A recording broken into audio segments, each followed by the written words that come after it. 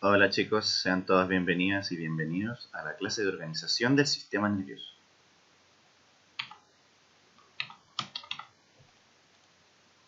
Vamos a...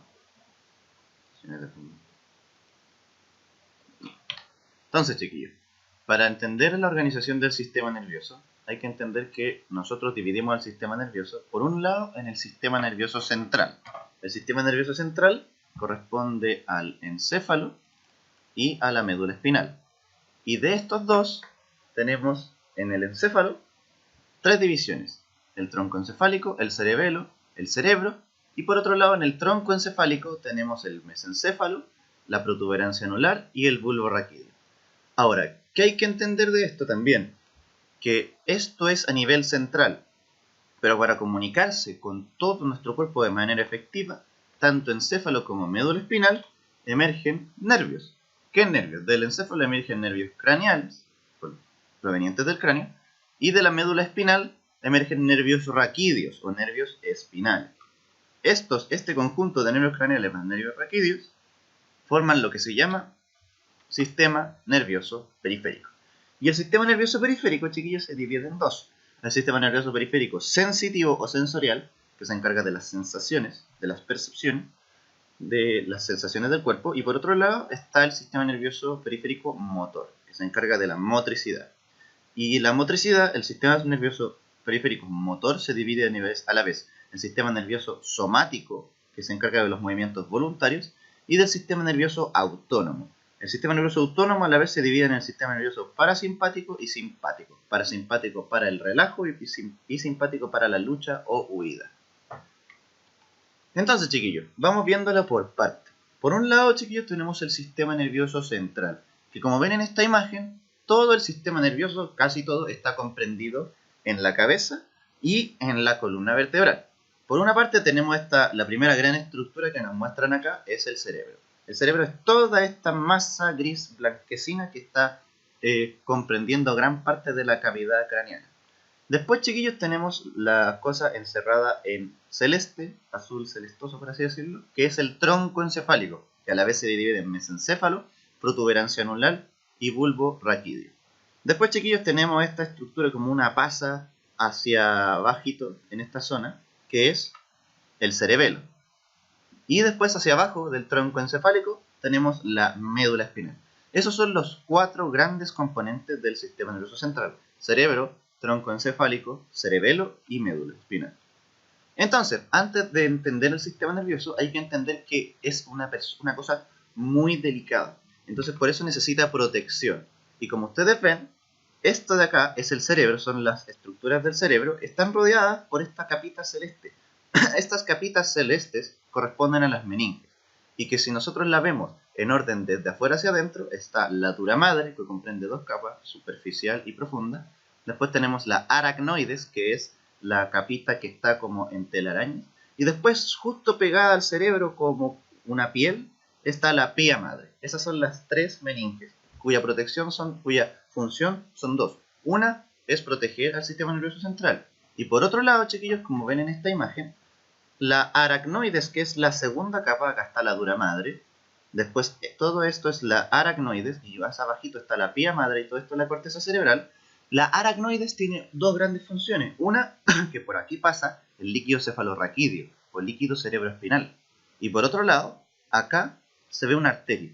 La aracnoides tiene la función de entregar la vascularización, los nutrientes, al sistema nervioso central. Entonces, chiquillos, para entender ya el sistema nervioso central hay que entender de que existen dos tipos de sustancias que componen este sistema. Una es la sustancia gris y otra es la sustancia blanca. La sustancia blanca, chiquillos, son principalmente axones con fibras mielínicas. Son axones que van a conducir impulsos nerviosos. Más adelante en la clase de impulso nervioso, y cuando veamos al final de esta clase las neuronas, vamos a ver qué son las vainas de mielina y para qué sirven. Y por otra parte, la sustancia gris corresponden a somas neuronales más axones no mielinizados más glías. Somas neuronales quiere decir que son los núcleos de las neuronas. Tenemos algunos axones que no tienen mielina, y por otro lado tenemos células gliales, que son las células de soporte del sistema nervioso. Ya vamos a ir entrando en detalle qué es cada cosa, pero de momento quiero que se queden de que la sustancia blanca tiene fibras mielínicas y que la sustancia gris tiene somas neuronales más axones no mielinizados más células gliales. Este es un corte de cerebro, se ve por la periferia. Esta sustancia es la sustancia gris, que tiene los somas neuronales y glías principalmente. Y después, chiquillos, tenemos al centro la sustancia blanca, que como ustedes ven, esto corresponde a fibras mielínicas. Así como en la médula, que esto es un corte de médula, lo vamos a ver analizando cómo se distribuyen estas sustancias blanca y gris. Esto, chiquillos, es la médula espinal. En la médula espinal, chiquillos, si ustedes miran su columna vertebral, verán que justo detrásito de la columna vertebral, esto es una vértebra de la columna, detrás hay un agujero. Por ese agujero pasa esta estructura que corresponde a la médula espinal. La médula espinal, chiquillos, es como un cordón largo, duro, que lo que va a comprender son segmentos. Por lo tanto, es una estructura segmentada. Si ustedes ven, esta es la médula espinal, pero para llegar a esta estructura tuvimos que quitar estas tres capas. ¿Se acuerdan de que estaba protegido por meninges? Claro, la médula espinal también está protegida por la dura madre, la aracnoides y la pía madre. Entonces, chiquillos, la médula espinal es una estructura segmentada y de cada segmento que haya en esta médula, cada pedacito origina un nervio raquídeo o espinal. Cabe destacar que este nervio espinal, que es esto que está acá, si ustedes ven acá, aquí está la médula y de él emergen estas fibras que van a comprender al final esto que son los nervios raquídeos. Estos nervios raquídeos tienen tanto una función sensitiva como una función motora. Cada nervio raquídeo, por lo tanto, es mixto. Y como ustedes ven, la sustancia gris es central y la sustancia blanca es periférica. A diferencia del cerebro, que la sustancia gris es periférica y la sustancia blanca es central. Entonces aquí tenemos la médula espinal, cuya sustancia blanca se distribuye hacia la periferia y la sustancia gris está más central. Cabe destacar que las porciones de cada segmento de la médula, esto responde a un segmento medular, toda esta imagen, hay un segmento anterior o ventral o hacia adelante, hay un segmento posterior o dorsal o hacia atrás. Entonces, dependiendo si estamos viendo desde adelante hasta atrás, podemos organizar las principales componentes de esta acorde a ese sentido. Tenemos cordones que comprenden el área gris de la médula espinal, cuyos segmentos son hasta anterior o ventral, porque está hacia adelante, hasta lateral, porque está hacia el lado, y este posterior, porque se va hacia atrás. Y por otro lado, chiquillos, que en la sustancia blanca, que habíamos dicho que eran axones mielinizados, corresponden a cordones. Y los cordones, chiquillos, se dividen también, al igual que las astas, en cordones posteriores, en cordones laterales y en cordones anteriores. Entonces, chiquillos, ¿qué hay que entender de todas estas partes? Que el asta posterior, que es la parte detrásito de la sustancia gris de la médula, va a recibir axones de neuronas sensitivas. ¿Se acuerdan que los nervios espinales tenían tanto funciones sensitivas como funciones motoras? Ya, las funciones sensitivas de los nervios espinales van a llegar hacia el asta posterior. Y por otro lado, chiquillos, el asta anterior, que es el asta que va hacia adelante de la médula espinal, va a emerger, va a dar origen a las fibras motoras, que son finalmente las fibras efectoras.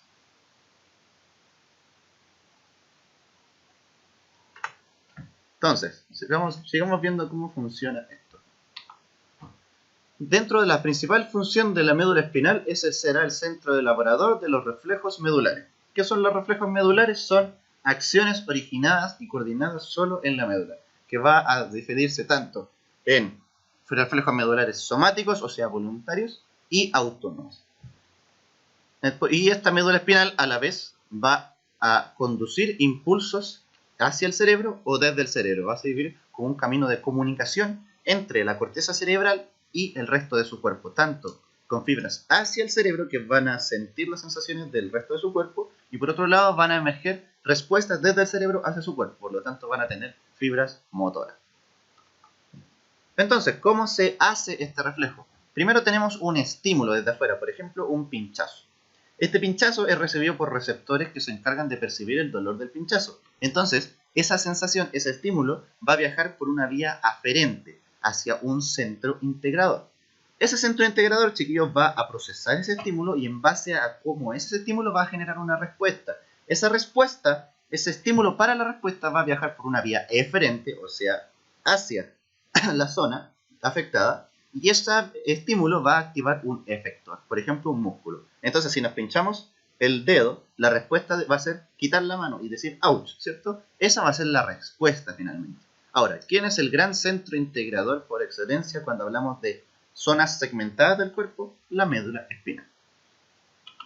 Y aquí hay un ejemplo de lo que le acabo de decir. Aquí hay terminales nerviosos en la piel, por ejemplo, pinchamos esta zona y esto va a viajar por la neurona sensitiva del nervio espinal. Esto es una neurona sensitiva, que es una neurona pseudo-unipolar, después vamos a clasificar las neuronas.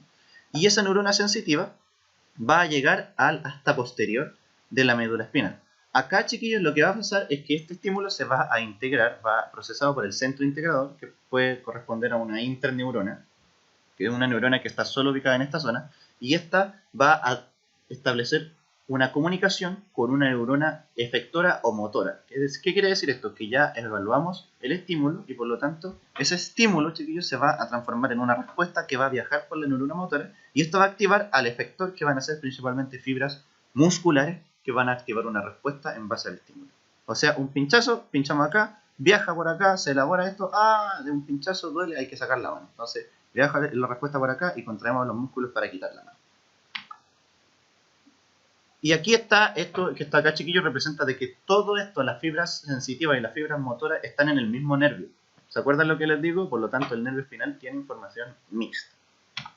Entonces, chiquillos, primera pregunta. De los siguientes términos, ¿cuál incluye a los demás? A, placa motora, B, arco reflejo, C, vía aferente, D, receptor sensorial o E, centro elaborador. Tienen 30 segundos para responder.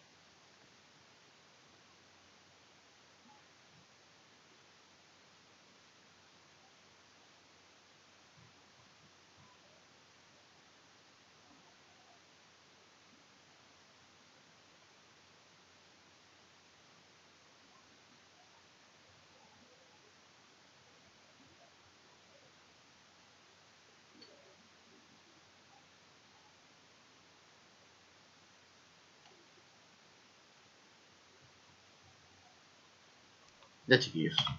La correcta es la B, arco reflejo. Vamos a ver ahora a continuación a qué corresponde este concepto. Entonces, el arco reflejo, chiquillos, corresponde a todo el circuito en que se realiza para realizar un reflejo en base a un estímulo. Estos reflejos, chiquillos, pueden ser monosinápticos o polisinápticos. La diferencia entre uno y otro es que los polisinápticos requieren interneuronas ubicadas en la sustancia gris medular. En cambio, los reflejos monosinápticos no requieren una interneurona. Por lo tanto, esta neurona que va por acá, que lleva el estímulo hacia la médula, pasa directamente y se comunica directamente como una neurona efectora o motora. Son involuntarios. ¿Esto qué quiere decir? Que esto no necesita participación de la corteza cerebral, porque todo está elaborado a nivel médula. Entonces, chiquillos, hoy tengo respeto.